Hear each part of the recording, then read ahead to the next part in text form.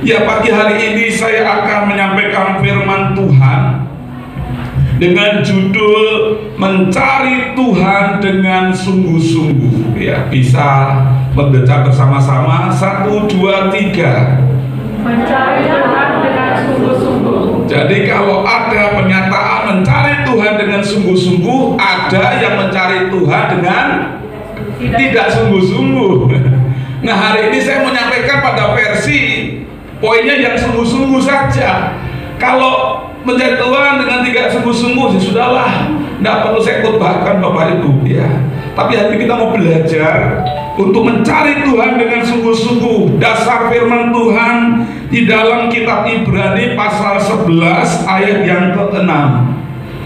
Waduh, 15 menit saja waktu saya ini. Demikian bunyi firman Tuhan. Tetapi tanpa iman tidak mungkin orang berkenan kepada Tuhan. Sebab barang siapa berpaling kepada Allah, ia harus percaya bahwa Allah ada dan bahwa Allah memberi upah kepada orang yang sungguh-sungguh mencari Dia. Firman Tuhan berkata, tanpa keyakinan penuh, tanpa percaya penuh, kita nggak akan pernah berkenan kepada Allah. Jadi dari sini kita bisa menangkap ayat ini, orang-orang yang tidak sungguh-sungguh kepada Tuhan tidak pernah berkenan kepada Tuhan. Apapun itu, entah ini bicara soal pemberian. Kalau pemberian kita tidak sungguh-sungguh, tidak dengan sepenuh hati, tidak dengan ikhlas, tidak dengan ridho, tidak berkenan. Kalau kita menyanyi, memuji bagi Tuhan tidak dengan sungguh-sungguh, tidak berkenan. Kalau kita mencintai seseorang tidak dengan sungguh-sungguh, berarti cinta kita palsu. Demikian juga kalau kita tidak mencintai Tuhan dengan sungguh-sungguh, tidak berkenan. Di dalam terjemahan lain mengatakan orang yang tidak percaya sungguh-sungguh atau 100% kepada Allah tidak berkenan. Wow, ternyata tidak mudah yang menjadi orang yang mengasihi Allah. Ada sebuah persyaratan sungguh-sungguh. Katakan kanan kiri, sungguh-sungguh. Jadi nggak ada lagi main-main. Katakan kanan kiri, nggak main-main lagi. Amin. Kita mau sungguh-sungguh. Loh, kenapa? Ya karena firman Tuhan katakan kalau main-main percuma, nggak berkenan. Beberapa waktu yang lalu ada sebuah fenomena ya di negara Afrika Selatan ya, ditemukan berlian yang begitu gede, saudara, besar, dan akhirnya membawa seluruh masyarakat negeri Afrika Selatan, bahkan ada negara-negara lain yang mendengar berita itu, berbondong-bondong datang ke lokasi ditemukan berlian itu.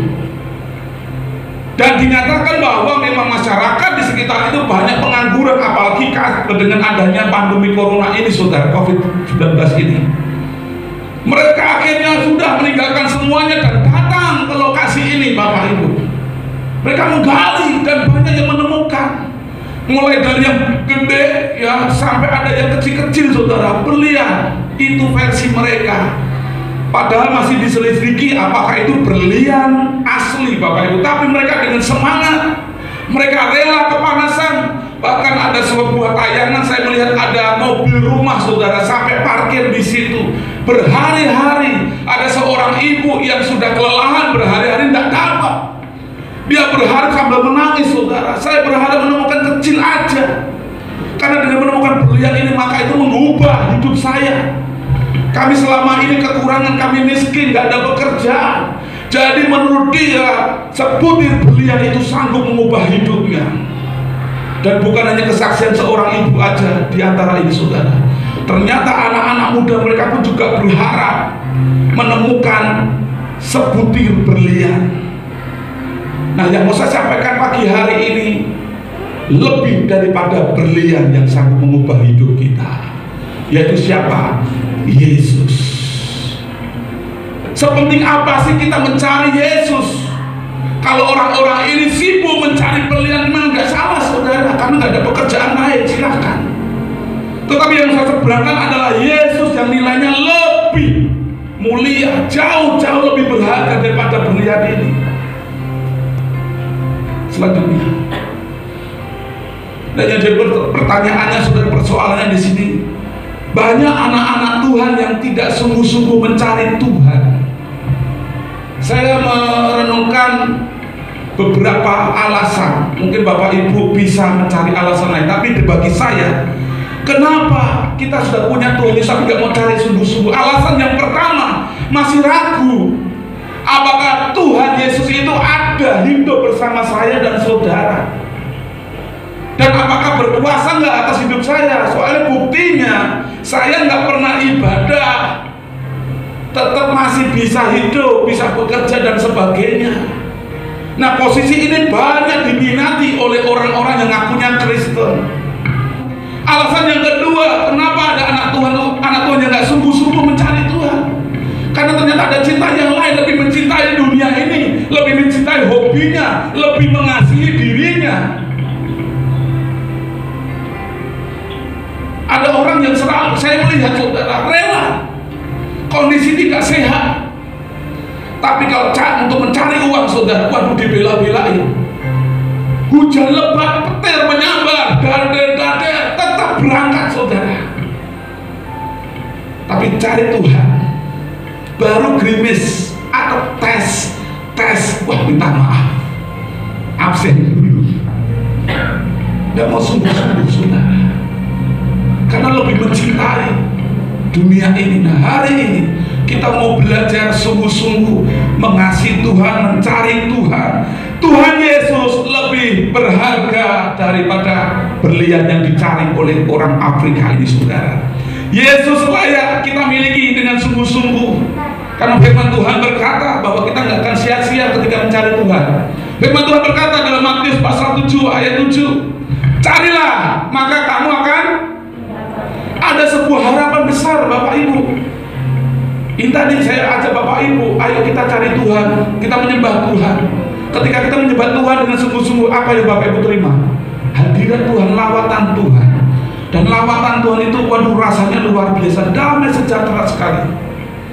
Kalau kita mencari pasti mendapatkan. Nah, ini menjadi sebuah acuan kita, motivasi. Ayo cari Tuhan, karena Dia bisa ditemui, Dia bisa didapatkan. Amin. Pasti, saudara. Yesus layak kita cari, kita miliki, karena Yesus telah berkorban demi kepentingan keselamatan saya dan saudara. Yesus telah datang ke dalam dunia ini, mengosongkan dirinya, menjadi manusia bahkan lebih rendah, saudara. Bukan untuk gaya-gayaan, bukan untuk pencitraan, tidak. Dia melakukan itu demi keselamatan saya dan saudara. Ada nggak pribadi yang mau melakukan seperti itu? Tidak ada. Hanya Yesus mau turun dari surga, memakai jubah manusia yang hina, mati di kayu salib, dikhianati oleh rekan-rekan pelayanannya, saudara.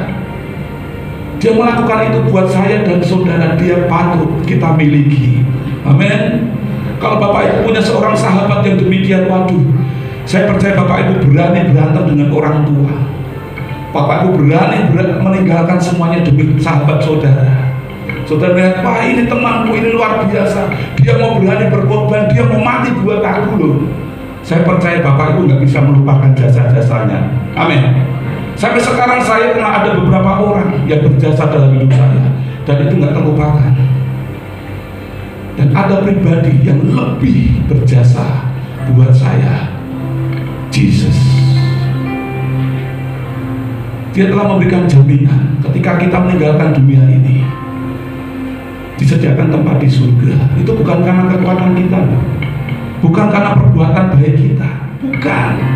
Perbuatan amal baik manusia itu sia-sia, hanya karena kasih karunia pemberian saja saya dan saudara diselamatkan, disediakan tempat di surga. Ini Yesus yang melakukan. Makanya Dia patut, saudara, setengah mati kita cari sungguh-sungguh. Jangan main-main ketika kita mencari Tuhan. berharga dalam dunia ini, tetapi semuanya tidak kekal. Dan itu tidak pernah bisa menyelamatkan saya dan saudara. Amin. Hanya Yesus. Saya mau beritahu, saya tidak mengatakan bahwa hal-hal yang berharga dalam dunia tidak penting. Penting. Kemarin juga sudah saya singgung masalah uang, saudara. Tapi saya mau katakan, saudara, Yesus itu lebih berharga. Yang kedua, kenapa Yesus layak kita perjuangkan, kita cari dengan sungguh-sungguh? Karena Dia berkuasa atas kehidupan kita. Saya perjelas kembali di dalam Matius pasal 10 ayat 20. Dan janganlah kamu takut kepada mereka yang dapat membunuh tubuh. Perhatikan ayat yang terakhir. Tetapi yang tidak berkuasa membunuh jiwa, takutlah terutama kepada Dia yang berkuasa membinasakan baik jiwa maupun tubuh di dalam mereka. Dan Yesus berkuasa atas itu. Patut diperjuangkan. Kalau seandainya kita mau cari Tuhan, ada halangan-halangan, kita berani bayar harga, tinggalkan itu. Aku mau sungguh-sungguh cari Tuhan. Dan itu pasti Bapak Ibu.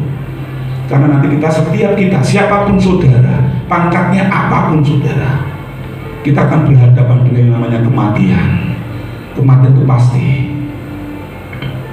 Dan kekekalan itu abadi, itu pasti. Itu bisa kita miliki seketika kita masih hidup. Yaitu ketika kita memiliki Yesus, kita akan memiliki kehidupan yang abadi bersama dengan Bapa di surga. Amin. Kalau kita kehilangan Yesus, kita akan disiksa di api neraka kekal. Pilih mana? Mari kita pilih untuk mempertahankan, mencari Yesus sungguh-sungguh, supaya ketika kita meninggalkan dunia ini, kita mau bersama dengan Bapa di surga abadi. Firman Tuhan menasihatkan bagaimana caranya kita untuk bisa mencari Yesus, mencari Tuhan. Mazmur pasal 119 ayat yang ke-10. Mazmur 119 ayat 10. Dengan segenap hatiku aku mencari Engkau, janganlah biarkan aku menyimpang dari perintah-perintah-Mu. Ayat ini mengajarkan kepada kita caranya, bagaimana caranya saya bisa menemukan Yesus, bagaimana caranya saya bisa mencari Yesus. Yang pertama dikatakan bahwa kita harus mencari Tuhan dengan segenap hati. Ketika kita menyembah Tuhan dengan segenap hati, kita akan menemukan hadirat Tuhan. Ketika kita menyanyi pujian bagi Tuhan, kita akan menemukan, menerima kelepasan, kebebasan. Ketika Bapak Ibu dalam kondisi yang suntuk, lemah, nyanyikan pujian dengan sungguh-sungguh. Yesus adalah batu karangku. Tadi kita nyanyikan itu, nyanyikan dengan sungguh-sungguh. Apapun saudara beban hidup kita merasakan dilepaskan. Ada kuasa di dalam pujian. Amin. Kita nyanyikan sungguh-sungguh, saudara akan merasa benar merdeka. Matius 22 ayat 37. Jawab Yesus kepadanya, kasihilah Tuhan Allahmu dengan segenap hatimu, dengan segenap jiwamu, dengan segenap akal budimu. Langkah pertama untuk kita menemukan Yesus, yaitu mari kita sungguh-sungguh mencari Tuhan Yesus dengan segenap hati, segenap akal budi, kemudian dengan segenap jiwa kita. Mencari Engkau, mencari sebuah pekerjaan yang terus dilakukan dengan sungguh-sungguh, dengan serius. Ini perlu komitmen, ini perlu sebuah ketaatan, kesetiaan yang dilakukan terus secara berkelanjutan, secara kontinu, saudara. Kalau kita mencari Tuhan dengan sungguh-sungguh, kita pasti akan mendapatkan Yesus. Amin. Dan yang kedua, langkah yang kedua, apa yang perlu kita lakukan? Firman Tuhan berkata, janganlah biarkan aku menyimpang dari perintah-perintah-Mu. Ayat yang B, saudara. Kalau yang tadi mencari Tuhan dengan segenap hati, yang kedua, janganlah biarkan aku menyimpang dari perintah-perintah-Mu. Untuk menemukan Yesus, menemukan harta yang lebih berharga daripada berlian, saudara harus mengikuti aturan-aturan apa yang dikatakan firman Tuhan. Amin. Apakah kita hidup sesuai dengan firman Tuhan? Jadikan firman Tuhan ini, Alkitab ini, sebagai dasar dari setiap kehidupan kita. Mari kita hidupkan nilai-nilai firman Tuhan di sini. Pasti kita akan menemukan Bapak Ibu. Wah, luar biasa. Banyak janji-janji Tuhan, berkat Tuhan yang akan kita terima ketika kita mencari Tuhan dengan sungguh-sungguh. Kita mau diberkati Tuhan, amin. Mari kita cari Tuhan dengan sungguh-sungguh. Tidak ada yang sia-sia. Kalau harta dunia bisa memberikan perubahan hidup dalam hidup kita, apalagi Tuhan Yesus. Dan ayat yang terakhir sebagai kesimpulannya dalam Wahyu pasal 3 ayat 20. Lihat, aku berdiri di muka pintu dan mengetok. Jikalau ada orang yang mendengar suaraku dan membukakan pintu, aku akan masuk mendapatkannya, dan aku akan makan bersama-sama dengan dia, dan ia bersama-sama dengan aku. Mari kita akan bangkit berdiri. Ayat ini menjadikan suatu janji buat saya dan saudara. Kita akan menerima persekutuan yang indah bersama dengan Bapa kita di surga. Hari-hari kita terus akan disertai dengan Tuhan kita Yesus Kristus. Dia terus akan mengadakan persekutuan. Dia akan menjamin setiap kebutuhan-kebutuhan kita, menyediakan makanan-makanan kita, sehingga dalam masa yang sulit seperti ini kita tidak akan pernah kekurangan apapun. Amin. Kita tidak akan pernah kelaparan. Meskipun saat ini dunia ya sedang memprediksikan kondisi kehidupan ini tidak mudah. Ketika kita mau cari Tuhan sungguh-sungguh, meskipun dunia kondisi seperti ini, Tuhan Yesus akan makan bersama-sama dengan kita.